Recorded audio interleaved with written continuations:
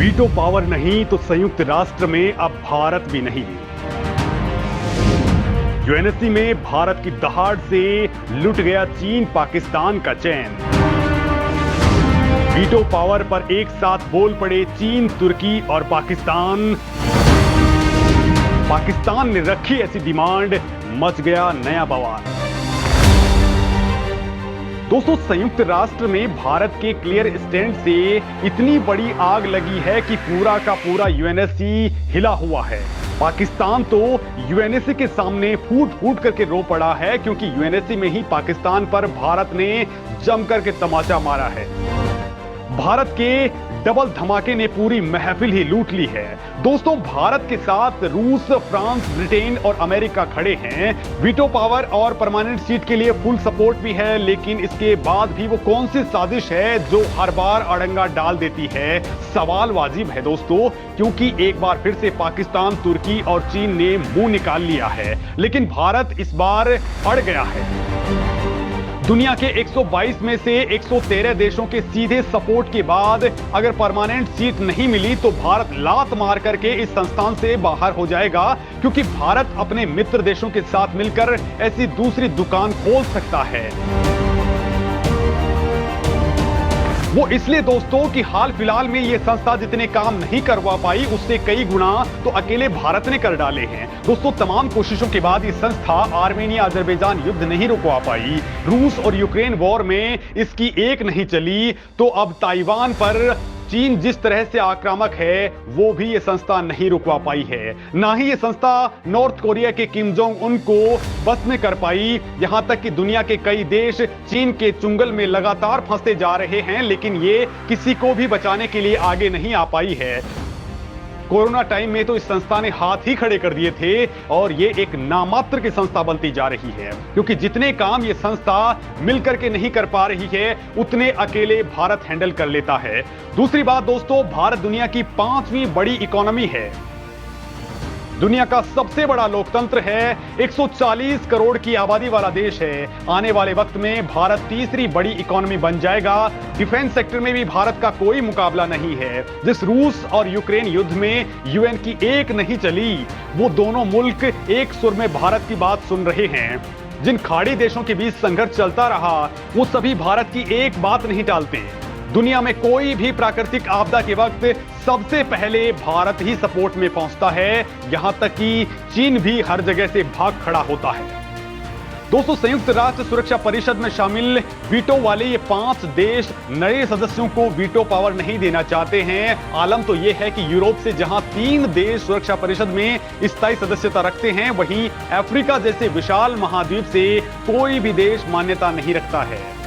Asia से भी चीन ही दादा बना हुआ है। इस भेदभाव के खिलाफ भारत लगातार आवाज बुलंद कर रहा है, और भारत हर एंगल में वीटो का असली हकदार है, लेकिन इसके बावजूद भी भारत को वीटो पावर नहीं मिल पाया है। लेकिन दोस्तों, अब मोदी सरकार ने क्लियर कट कह दिया है कि अगर संयुक्त राष्ट्र सुधरा नहीं तो फिर ये कबाड़ बनते देर नहीं लगेगी और भारत इससे आउट हो जाएगा। दोस्तों, भारत को आग बबूला होते देख दुनिया के 113 देशों ने तुरंत ही भारत को सपोर्ट दे डाला है, लेकिन पाकिस्तान, तुर्की और चीन ने अपना मुंह निकाल लिया है, लेकिन उसका भी इलाज भारत ने कर दिया है। दोस्तों, मैं आपको बताने वाला हूं कि यूएनएससी में भारत की आक्रामक रणनीति के क्या मायने हैं। यूएनएससी में वीटो पावर मिलने से हमें क्या बड़ा फायदा होगा? क्या चीन अब भारत को यूएनएससी का स्थायी सदस्य बनने से रोक पाएगा? भारत के बढ़ते कद से तुर्की और पाकिस्तान की हवाइयां क्यों उड़ी हुई हैं? दोस्तों, इन सभी सवालों के जवाब देने से पहले आपको यह जानना जरूरी है कि आखिर सुरक्षा परिषद क्या है और इसमें होना भारत के लिए क्या कुछ मायने रखता है। तो दरअसल दोस्तों, संयुक्त राष्ट्र सुरक्षा परिषद संयुक्त राष्ट्र के 6 प्रमुख निकायों में से एक है, जिस पर अंतरराष्ट्रीय शांति और सुरक्षा सुनिश्चित करने और संयुक्त राष्ट्र चार्टर में किसी भी बदलाव को मंजूरी देने की जिम्मेदारी होती है। यहां पर आप ये भी सोच रहे होंगे कि आखिर ये संयुक्त राष्ट्र क्या बला हो गई, तो आपको यह भी बता देता हूं दोस्तों कि जब दुनिया में दूसरा विश्व युद्ध हुआ तो मानवता को हुए भयंकर नुकसान ने अमन पसंद मुल्कों को सोच में डाल दिया, जिसके बाद शांति प्रिय देशों के संगठन के रूप में 1945 में संयुक्त राष्ट्र नाम की यह संस्था अस्तित्व में आई। इसमें मौजूदा वक्त में 193 सदस्य हैं। संयुक्त राष्ट्र का सबसे बड़ा मकसद है आने वाली पीढ़ियों को युद्ध के दंश और इसकी विभीषिका से बचाए रखना, दुनिया में शांति स्थापित करना, समाज के हर तबके में संतुलन बनाए रखने के लिए संयुक्त राष्ट्र ने अपने 6 अंग बनाए हैं। इनमें संयुक्त राष्ट्र की सुरक्षा परिषद को विशेष रूप से जिम्मेदारी दी गई है विश्व शांति और सुरक्षा बनाए रखने की। इसको लेकर के संयुक्त राष्ट्र सुरक्षा परिषद की पहली बैठक 1946 में हुई थी। दोस्तों, इसकी शक्तियों और काम को लेकर के अगर हम बात करें तो दोस्तों, सुरक्षा परिषद संयुक्त राष्ट्र का सबसे शक्तिशाली निकाय है। इसकी मुख्य जिम्मेदारी अंतर्राष्ट्रीय शांति और सुरक्षा कायम करना है। इसकी शक्तियों में शांति अभियानों में योगदान, अंतर्राष्ट्रीय प्रतिबंधों को लागू करना शामिल है। यूएनएससी पर ही प्रस्तावों के जरिए सैन्य कार्रवाई करने की जिम्मेदारी है। ये ऐसी संस्था है जो सदस्य देशों पर बाध्यकारी प्रस्ताव जारी करने का अधिकार रखती है। यानी दोस्तों, सुरक्षा परिषद में अगर कोई प्रस्ताव पास हुआ तो उसे यूएन के सदस्य देशों को मानना ही पड़ेगा। और दोस्तों, जो इसका परमानेंट मेंबर होगा वो क्या कुछ नहीं कर सकता। बस पाकिस्तान और चीन के पेट में दर्द यही से शुरू होता है। दोस्तों, भारत सुरक्षा परिषद का स्थायी सदस्य बनने के लिए 70 साल से कोशिशें कर रहा है, लेकिन यूएनएससी के स्थायी सदस्य के तौर पर चीन ने हमेशा अपने वीटो का इस्तेमाल करके भारत को स्थायी सदस्य बनने से रोक दिया। हालांकि भारत ने अपनी स्थायी सदस्यता के लिए जो दावे पेश किए हैं उनमें काफी दम है, लेकिन हर बार चीन इस बाबत अड़ंगा लगाता रहता है। लेकिन अब चूंकि दुनिया के 113 देश सपोर्ट में खड़े हैं, दोस्तों, फ्रांस कुछ वक्त पहले अमेरिका, रूस, चीन और ब्रिटेन को लताड़ भी लगा चुका है कि भारत को यूएनएससी का मेंबर नहीं बनाया गया तो फिर यह संस्था किसी काम की नहीं रह जाएगी। और अब संयुक्त राष्ट्र में भारत की पहल के बाद रिफॉर्म्स का दौर शुरू हो चुका है। लेकिन दोस्तों, ये रिफॉर्म्स परमानेंट सीट के लिए फंस चुका है, क्योंकि वीटो पावर को लेकर के सहमति नहीं बन पाई है और सभी वीटो वाले देशों ने कह दिया कि नॉन परमानेंट सीटों को बढ़ा दिया जाए और परमानेंट का फैसला बाद में हो जाएगा। लेकिन इस बार भारत ने इस पर हथौड़ा चला दिया है। दोस्तों, भारत ने कहा है कि अगर बात होनी है तो फिर वीटो पर ही बात होगी, वरना फिर खेल ही खत्म।